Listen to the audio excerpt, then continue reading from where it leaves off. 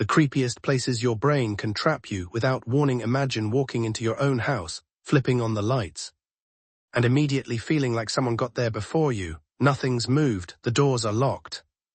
Your coffee mug is exactly where you left it. The cat is asleep, completely unimpressed by your growing panic, and yet something feels wrong. It's one of the strangest experiences your brain can create, because there's no monster standing in the hallway. No shadow sprinting across the room. Just an overwhelming feeling that you're not actually alone. Here's the creepy part. Your brain can trap you inside that feeling for minutes, sometimes hours, without a single piece of real evidence. Humans love pretending we are logical creatures. We invented satellites, particle accelerators, and refrigerators that can somehow connect to Wi-Fi. But the second our living room feels off, our entire operating system downgrades to cave person version 1.0. Every noise suddenly has a personality. The refrigerator isn't making ice anymore, it's breathing.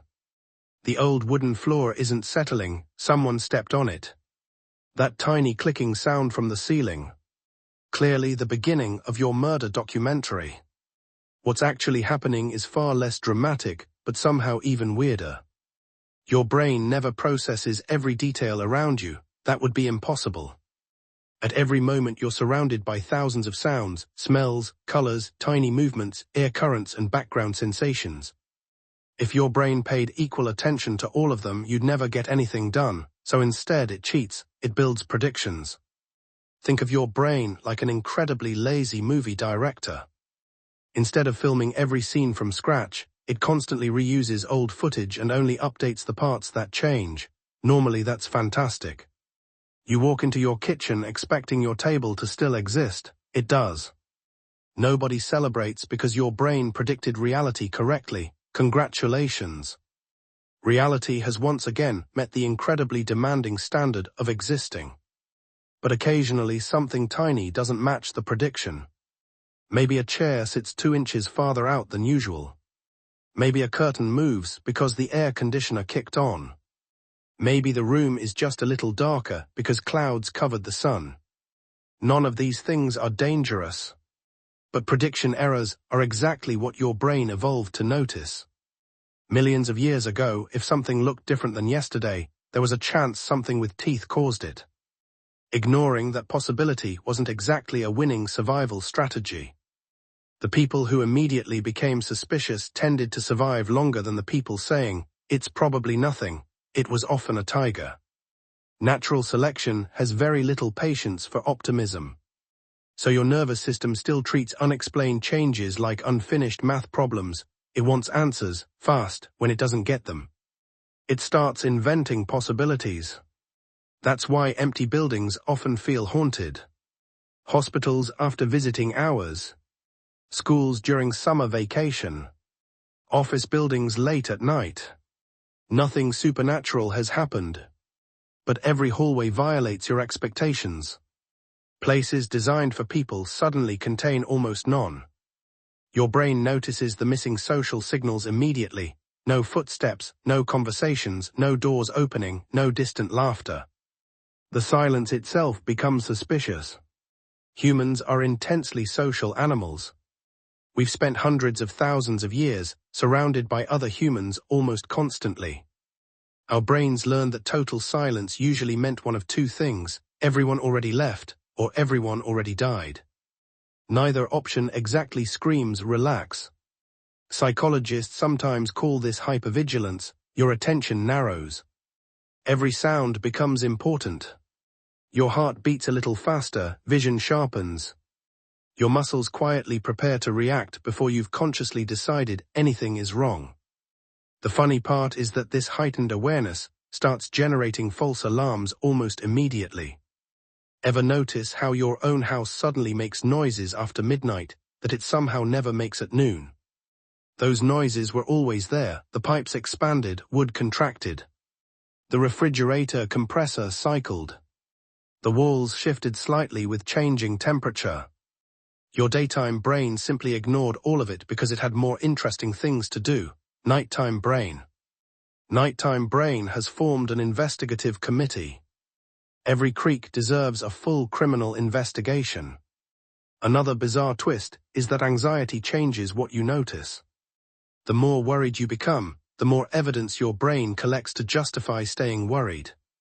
It's like hiring the world's most biased detective. Did we find anything suspicious? Absolutely. What? The house made another noise. It's a house. Exactly. Case closed. This creates a feedback loop. The room feels strange. Your attention increases. You notice more tiny sounds. Those sounds make the room feel stranger. Attention increases again. Now you're hearing things you normally ignore entirely. Eventually your own heartbeat starts sounding suspicious. Congratulations. You've become frightened by your cardiovascular system. Even vision joins the conspiracy. Peripheral vision, the edges of what you can see, is fantastic at detecting movement, but terrible at identifying objects. That's because our ancestors benefited more from noticing something moving in the bushes than accurately identifying every leaf. The downside. Your jacket hanging on a chair is now approximately 87% ghost. That pile of laundry, small demon, the vacuum cleaner, unemployed serial killer. Turn on one extra lamp, and suddenly every terrifying figure transforms back into household clutter with absolutely no apology. The brain also dislikes uncertainty more than being wrong. This sounds backwards, but experiments repeatedly show people often prefer a confident explanation, even a false one, over having no explanation at all. So if the source of that weird feeling remains unclear, your mind happily fills in the blanks, not because it's irrational. Because uncertainty itself feels threatening.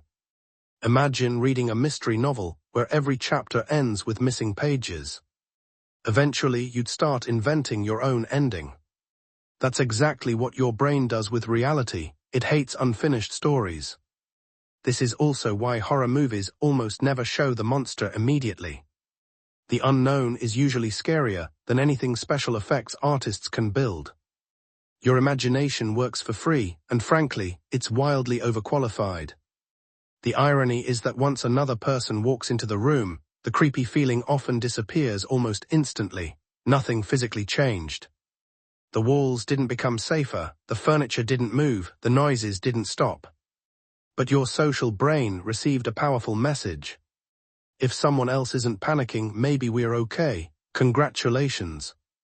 Your nervous system just outsourced reality checking to another human. Basically, your brain isn't trying to scare you for fun. It's running an ancient security system designed for forests, predators, and very bad evenings thousands of years ago. Unfortunately, it still treats your hallway at 2:17 a.m. like it might contain a saber-toothed cat hiding behind the recycling bin. Modern house. Stone Age software, an absolutely terrible combination. Walk confidently into a room with one simple mission: grab your phone charger. 3 seconds later, you're standing in the middle of the room looking around like someone just factory reset your brain. Why are you here? What was the mission? Who sent you? Was it you? Did someone else assign this quest? For a few awkward seconds, your own house becomes a psychological escape room, and the only clue has apparently been deleted. It's one of the weirdest places your brain can trap you because nothing actually disappeared. The memory still exists. Your brain just temporarily locked the door. Everyone has experienced this. Walk into the kitchen, wait, open the refrigerator. Why did I do that? Climb the stairs. I feel like I was supposed to be someone else by the time I got up here. It's funny until it happens 4 times in one afternoon, and you briefly convince yourself you've developed a mysterious neurological disorder. Thankfully, most of the time, you haven't. You've simply been ambushed by a doorway. Yes, a doorway. One of humanity's greatest architectural achievements is also secretly a memory ambush. Psychologists call this the doorway effect. And despite sounding like something invented by a paranormal TV show, it's a real phenomenon that's been studied for years. Your brain doesn't store life as one endless movie. That would be a complete disaster. Imagine trying to remember where you parked your car by reviewing every second you've ever been alive. You'd eventually remember kindergarten before finding your Honda. Instead, your brain organizes experiences into little packets.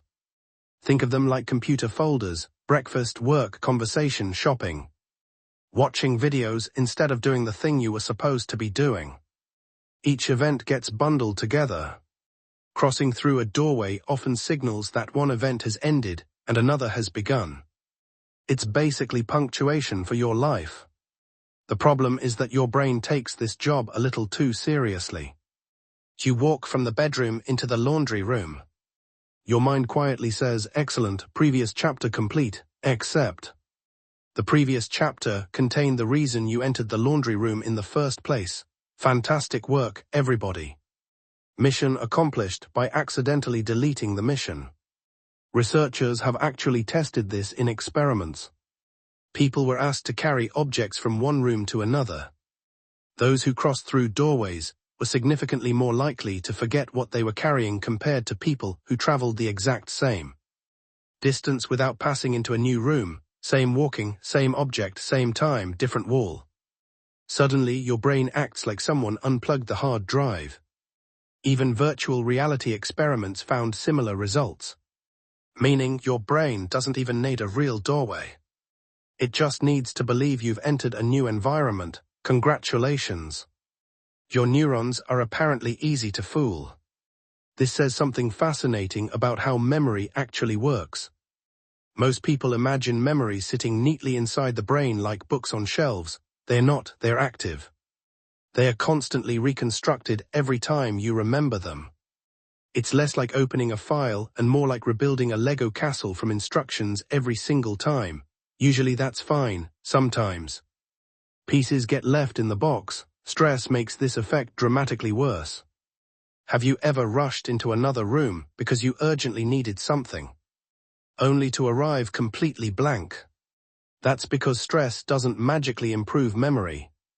Despite what action movies suggest, panic is a terrible filing system. When your body prepares for danger, it shifts resources toward immediate survival. Heart rate increases, muscles tense, attention narrows.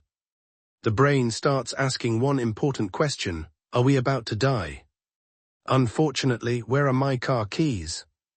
Doesn't rank very high on that priority list. Your memory quietly gets bumped to customer service, estimated wait time, unknown. Multitasking also makes the doorway effect much worse, walking while texting, thinking about tomorrow's meeting, listening to a podcast, mentally replaying that embarrassing thing you said 8 years ago that literally nobody else remembers. Your brain juggles all these mental tasks while trying to update its internal map of your environment. Eventually something gets dropped, usually the one thing you actually needed.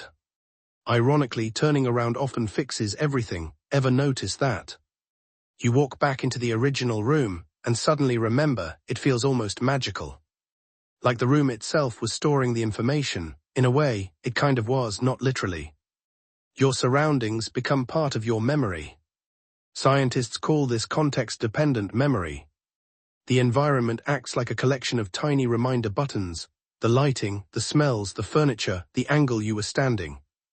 Even the sounds in the room, all of these become linked to whatever you were thinking. Change the context, and those reminder buttons disappear. It's like trying to unlock your phone using someone else's fingerprint. The information still exists. You're just using the wrong key. This also explains why students sometimes struggle during exams. They studied comfortably at home, surrounded by snacks, music, and blankets. Then they are suddenly sitting in a silent classroom under fluorescent lights while their brain quietly whispers, "I'm sorry. I only know calculus when wearing sweatpants." Memory isn't lazy.